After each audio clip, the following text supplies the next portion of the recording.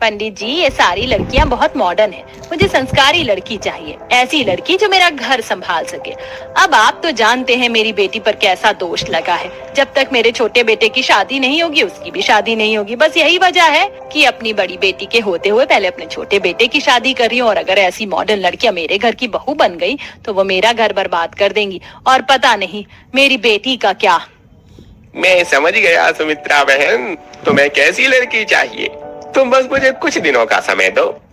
इतना बोलकर पंडित जी वहां से चले जाते हैं। इसी तरह 3-4 दिन बीत जाते हैं और एक दिन पंडित जी अपनी बीवी के साथ आशा के घर आते हैं, जहां वो देखते हैं कि आशा घर के बाहर कपड़े धो रही है और घर के अंदर दिशा पोंछा लगा रही है और निशा उसके पैरों पर हाथ रखकर खड़ी है। दीदी, अपना पैर हटाओ, मुझे बहुत दर्द हो रहा है।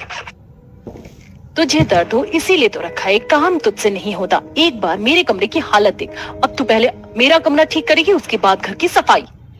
ये क्या कर रही हो निशा बेटा? जैसी भी है वो तुम्हारी छोटी बहन है।